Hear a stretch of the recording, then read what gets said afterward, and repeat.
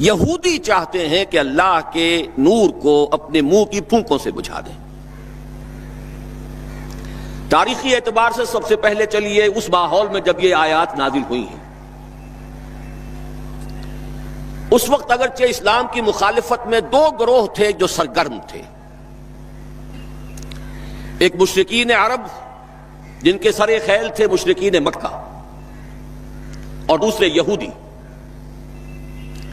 چنانچہ یہی بات ہے جو سورہ مائدہ میں فرمائی گئی،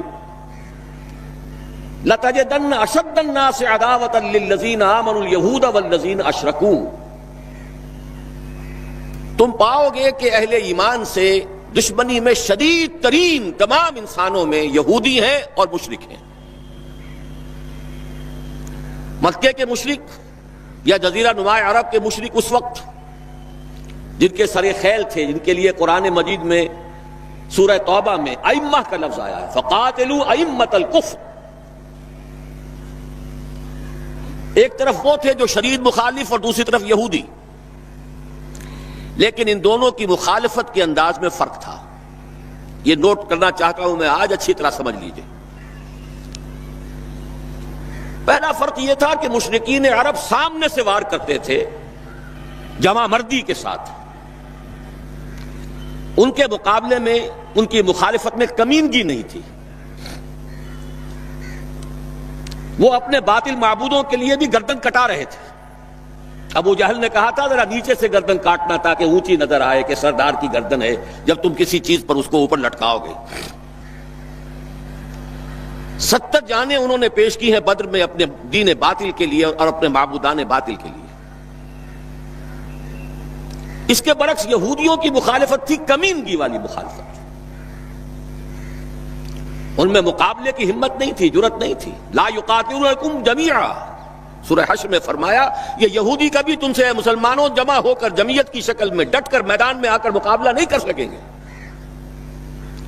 الا فی قرى محصنۃ او من وراء جدر، بڑے مضبوط قلعہ بندیوں میں اپنے آپ کو محفوظ کر کے اور فصیلوں کے پیچھے سے، دیواروں کے پیچھے سے، عورتوں کی طریقے سے پتھراؤ کریں گے، اس کے سوا کچھ نہیں کر سکتے۔ تو پہلا فرق یہ تھا کہ مشرکین مکہ اور مشرکین عرب بالعموم مخالفت کر رہے تھے، لیکن ان کی مخالفت جمع مردوں والی مخالفت تھی، سامنے کے دشمن کی حیثیت سے کھلم کھلا علی الاعلان، جبکہ یہودیوں کی مخالفت میں کمینگی تھی، سازشی انداز تھا، خود لڑنے کی بجائے دوسروں کو ابھار ابھار کر لاتے تھے۔ اور دوسرا بڑا فرق کیا تھا؟ اس پہلے فرق کو تو نمایاں کیا اسی لفظ سے کہ گویا کہ اپنے منہ کی پھونکوں سے بجھانا چاہتے ہیں۔ ابو جہل بھی بجھانا چاہتا ہے اللہ کے نور کو، لیکن اپنے زور بازو کی بنیاد پر۔ اور یہ لوگ کردار کے اعتبار سے اتنے گر چکے ہیں کہ زور بازو کی بنیاد پر نہیں، منہ کی پھونکوں سے بجھانا چاہتے ہیں۔ بہترین تعبیر کی ہے اس کی مولانا ظفر علی خان نے کہ نور خدا ہے کفر کی حرکت پہ خندہ زن، پھونکوں سے یہ چراغ بجھایا نہ جائے گا۔ دوسرا فرق یہ تھا کہ اگرچہ مشرکین میں بھی ایسے لوگ تھے جو پہچان چکے تھے کہ محمد اللہ کے رسول ہیں، سچے ہیں، صادق ہیں، لیکن وہ استثنائی معاملات تھے، وہ غافل تھے۔ قرآن مجید میں بار بار ان کے کفر کے لیے ایک توجیہ پیش کی گئی ہے کہ ان کے پاس کوئی رسول آیا ہی نہیں، ان کے لیے رسالت اور نبوت بڑی ایک عجیب سی شے تھی، وہ چیزیں ان کے ذہن سے بالکل خارج ہو چکی تھی۔ لیکن یہود کا معاملہ اس کے برعکس تھا، وہ 100% پہچانتے تھے محمد رسول اللہ کو صلی اللہ علیہ وسلم، بالخصوص ان کے علماء، یعرفونہ کما یعرفون ابناءہم، پہچانتے ہیں اسے جیسے کہ اپنے بیٹوں کو پہچانتے ہیں، علی وجہ البصیرۃ، وہ کسی مغالطے میں نہیں تھے، پوری ڈٹائی کے ساتھ پہچانتے ہوئے۔ آپ کو تو معلوم ہے کہ حضور صلی اللہ علیہ وسلم کی جو نشانیاں ہیں ان کا تو معاملہ بہت آگے کی بات ہے۔ حضور کے ادنا رفقا کا معاملہ کیا تھا کہ حضرت عمر رضی اللہ تعالیٰ عنہ کے بارے میں پوری ان کی صفات ان کے ہاں موجود تھیں، اور عیسائی علماء نے ان کے ساتھ ٹیلی کر کے ہی حضرت عمر کو سامنے کھڑے ہو کے دیکھ کر اور پھر جو ہے یروشلم کا قبضہ دیا تھا کہ ہاں یہ وہی درویش بادشاہ ہے جس کا ذکر موجود ہے ہماری کتابوں میں کہ یروشلم اس کے ہاتھوں فتح ہوگا۔ تو یہ دو فرق ذہن میں رکھیے، یریدون لیطفئوا نور اللہ بافواہہم واللہ متم نورہ۔ دوسری بات جو سوچنے کی ہے اس آیت میں کہ نور اللہ سے مراد کیا ہے؟ اللہ کا نور ایک اعتبار سے ذہن منتقل ہوتا ہے قرآن حکیم کی طرف۔ نور اصل میں قرآن مجید میں ہدایت کے لیے بھی آتا ہے، تورات کے لیے آیا فیہا ہدی و نور، انجیل کے لیے آیا فیہ ہدی و نور، روشنی ہی سے انسان راستہ دیکھ سکتا ہے۔ الہدا قرآن حکیم، ہدایت کاملہ، اس کے لیے خاص طور پر لفظ آیا ہے۔ سورہ تغابن میں فرمایا فآمنوا باللہ ورسولہ والنور الذی انزلنا واللہ بما تعملون خبیر۔ ایک مفہوم تو یہ ممکن ہے قرآن مجید کے اس اصول کے تحت کہ القرآن یفسر بعضہ بعضا، ویسے یہ کہ اس کا عام مفہوم اسلام، ہدایت، جس معنی میں چاہے لے لے، لیکن میرا ذہن زیادہ جس چیز کو قبول کر رہا ہے وہ ایک ایسے شخص کی تعبیر ہے جو اگرچہ کوئی معروف عالم دین نہیں تھا، میں نہ عارف نہ مجدد نہ محدث نہ فقیہ، اقبال اپنے بارے میں صاف کہہ رہا ہے، میں نہ عارف نہ مجدد نہ محدث نہ فقیہ، لیکن واقعہ یہ ہے اور آپ کے علم میں ہوگا، میرا موقف یہ ہے اس دور میں قرآن مجید کا نور بصیرت اللہ تعالیٰ نے بڑے وافر پیمانے پر انہیں عطا کیا تھا۔ انہوں نے تعبیر کیا ہے اس نور کو نور توحید سے، چنانچہ یہ اتمام کا لفظ اس کے ساتھ واللہ متم نورہ، جواب شکوہ کے شعر میں کہ وقت فرصت ہے کہاں کام ابھی باقی ہے، نور توحید کا اتمام ابھی باقی ہے۔ واللہ متم نورہ ویابی اللہ الا ان یتم نورہ، یہ بھی نوٹ کر لیجئے، عربی زبان میں شدید تاکید کرنی ہو تو اس میں فاعل کی شکل میں لایا جاتا ہے، واللہ یتم نورہ بھی ہو سکتا تھا، نہیں واللہ متم نورہ کر کے رہے گا۔ اور پھر اس کو منفی اسلوب میں بھی بیان کر دیا تاکہ کوئی شک و شبہ نہ رہے، مثبت بھی آ گیا واللہ متم نورہ، اور منفی ویابی اللہ الا ان یتم نورہ، اللہ کو ہرگز منظور نہیں ہے مگر یہ کہ وہ اپنے نور کا اتمام فرمائے۔ وقت فرصت ہے کہاں کام ابھی باقی ہے، نور توحید کا اتمام ابھی باقی ہے۔ میں چونکہ یہاں اسی تعبیر کو اختیار کر رہا ہوں، اس کے اعتبار سے ایک سوال پیدا ہوتا ہے، کیا نور توحید کسی بھی اعتبار سے نامکمل تھا، ناقص تھا، جس کے اتمام اور تکمیل کی ضرورت تھی؟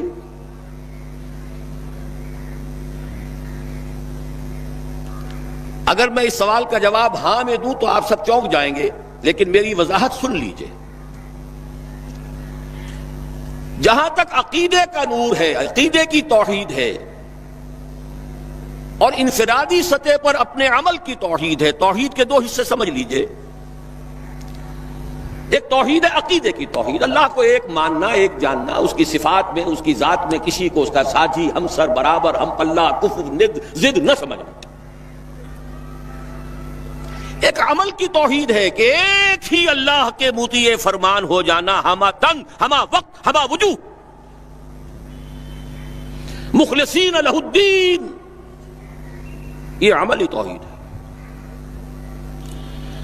تو عقیدے کی توحید اور انفرادی سطح پر عمل کی توحید ہر دور میں مکمل رہی، حضرت آدم کی بھی مکمل تھی، حضرت نوح کی بھی مکمل تھی، تمام انبیاء کرام کی مکمل تھی، نہ ان کی عقیدے کی توحید میں کوئی کسر ہو سکتی تھی، نہ انفرادی سطح پر عمل کی توحید۔ لیکن ایک توحید ہے اجتماعی سطح پر عمل کی توحید، پورے نظام زندگی کا اللہ کے حکم کے تابع ہو جانا، یہ ابھی مکمل ہونا تھا، اس کی تکمیل ہونی تھی۔ افراد موحد تھے اپنی زندگیوں میں بھی، اپنے عقیدے میں بھی. نظام جیسا آج آپ غور کیجئے، بڑے بڑے فنے خواہ موحد موجود ہیں ہمارے ہاں، فنے خواہ سمجھتے ہیں اپنے آپ کو کہ معلوم ہوتا ہے شرک ہمارے قریب بھی نہیں آ سکتا. اجتماعی سطح پر ہم سب مشرک ہیں، پوری قوم مشرک ہے، مشرکانہ نظام ہے. جب تک وہ یقول الدین کلہ للہ نہیں ہوتا یہ نظام مشرکانہ ہے، قانون اللہ کا نہیں ہے. آپ کی عدالتوں میں اللہ کے حکم کی کوئی حیثیت نہیں ہے، آپ کی منڈیوں میں اور بازاروں میں اللہ کا حکم نہیں چلتا ہے. معلوم یہ ہوا کہ ایک ہے اجتماعی توحید. کچھ مواقع ضرور آئے ہیں تاریخ انسانی میں جبکہ اجتماعی توحید بھی ہوئی، حکومت قائم ہوئی حضرت داؤد کی اور حضرت سلیمان کی، وہ اجتماعی توحید کی تھی. لیکن ایک بات نوٹ کر لیجئے گا، یہ میرا اصل میں کل کی تقریر کا موضوع ہے. یہ کام تاریخ انسانی میں صرف ایک مرتبہ ہوا ہے کہ ایک فرد واحد اپنی دعوت کا آغاز کرے اور تمام مراحل سے گزار کر اپنی اس دعوت اور تحریک کو اور توحید کامل تک معاشرے کو پہنچا دے. یہ اس سے پہلے کبھی نہیں ہوا. حضرت داؤد کو تو راہ چلتے حکومت مل گئی تھی، جنگ تو ہو رہی تھی حضرت طالوت اور جالوت کی. وہ تو ایک گڈریا اپنا گوپیا لے کر آ گیا ہے وقت پر اتفاقاً، اور اس گوپیے کی جو پتھر تھا وہ جالوت کے آنکھوں کے اس کی زرہ میں جو سوراخ تھا اس میں سے ہو کر اس کے بھیجے میں گزر گیا، مارا گیا، حکومت مل گئی. کیا حضرت داؤد ایک داعی کی حیثیت سے سامنے آئے تھے؟ کیا انہوں نے اپنی کوئی جماعت بنائی تھی؟ کیا ان مراحل سے گزرے تھے؟ قطعاً نہیں. صرف ایک مرتبہ ہوا ہے تاریخ انسانی میں، اور وہ محمد الرسول اللہ صلی اللہ علیہ وسلم. فرد واحد سے بات شروع کر کے یہ جو آتا ہے خطبات جمعہ میں آپ سنتے وحد اللہ، توحید باب تفعیل سے، اور اپنی توحید کو خالص کرو اور خالص کرو اور خالص کرو اور خالص کرو، شرک سے اسے ہر اعتبار سے پاک کر دو. یہ تو پوری زندگی کا لائف لانگ ایفرٹ ہے. آخری امتحان توحید کا جو لیا ہے ابراہیم کے رب نے. دیکھیں اس بوڑھے کے دل میں کہیں اپنے بیٹے کی، اکلوتے بیٹے کی محبت تو ہم سے زیادہ نہیں ہو گئی. کیسے کیسے امتحانات سے گزر چکا وہ بوڑھا، کیسے کیسے امتحانات. لیکن آخری امتحان دعائیں مانگ مانگ کر بیٹا لیا تھا. فلما بلغ معه السعی، اور جب اب ذرا ہاتھ بٹانے کے قابل ہوا، کہیں اس کی محبت ہماری محبت سے زائد تو نہیں ہو گئی. انی ارا فی المنام انی اذبحک فانظر ماذا تری. اس لیے جو آتا ہے قرآن مجید میں بار بار حضرت ابراہیم کے لیے آخری سند کے الفاظ آتے ہیں وما کان من المشرکین، شرک کے ہر شائبے سے پاک. تو یہ توحید عملی اجتماعی سطح پر ہونی باقی تھی. اس کا تعلق ہے اگلی آیت سے. یہ کب ہوگی؟ هو الذی ارسل رسولہ بالہدی ودین الحق لیظہرہ علی الدین کلہ ولو کرہ المشرکون. اللہ نے اپنے ان آخری رسول کو محمد صلی اللہ علیہ وسلم کو تو بھیجا ہی ہے الہدا، وہ دین حق اور الہدا اور دین حق دے کر تاکہ غالب کریں. جب تک دین غالب نہیں توحید ناقص ہے. عقیدے کی توحید ہو سکتا ہے کہ ہو، انفرادی سطح پر بھی ہو سکتا ہے، ایک آدمی جہاں جہاں بھی اللہ کا حکم مان سکتا ہو مان رہا ہو، لیکن آخر وہ کسی قوم کا فرد ہے، کسی ریاست کا شہری ہے، کسی خاندان کا فرد ہے، چہار طرف سے جکڑا ہوا ہے رشتوں میں اور تعلقات میں. اس کی زندگی کے کتنے گوشے ہیں کہ جن کو ابھی وہ مشرکانہ نظام اپنی گرفت میں لیے ہوئے ہیں. یہ در حقیقت اسی وقت ہوگا جبکہ اللہ کا دین غالب ہو جائے. هو الذی ارسل رسولہ بالہدی ودین الحق لیظہرہ علی الدین کلہ ولو کرہ المشرکون. مشرک تو کبھی پسند نہیں کریں گے. یہاں ذرا شرک کو سمجھ لیجئے، یہ شرک صرف عقیدے کا نہیں. آج کا سب سے بڑا شرک کیا ہے؟ اللہ کا اللہ کو دو، ریاست کا ریاست کو دو.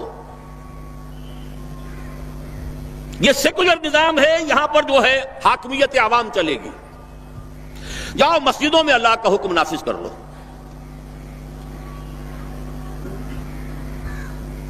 یہ سب سے بڑا شرک، کبھی گوارا نہیں کریں گے.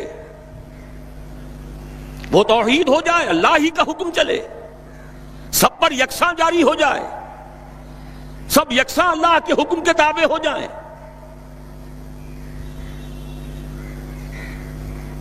وَلَوْ كَرِهَ الْمُشْرِكُونَ، مشرک کبھی نہیں چاہیں گے، لیکن ان کی مخالفت کے علی الرغم، ان کی ساری ریشہ دوانیوں کے باوجود، ان کی تمام سازشوں کے باوجود اللہ کا دین غالب ہو کر رہے. اب ذرا تاریخی اعتبار سے جائزہ لیجئے. ابھی ہم تھے اس ماحول میں جبکہ ابھی یہ آیات نازل ہو رہی تھی. پہلی بات تو یہ سمجھ میں آ گئی کہ محمد الرسول اللہ صلی اللہ علیہ وسلم کا مقصد بعثت ہے غلبہ دین. یہ نوٹ کرنے کی بات ہے، کسی اور رسول کے لیے اللہ نے قرآن مجید میں یہ الفاظ استعمال نہیں کیے.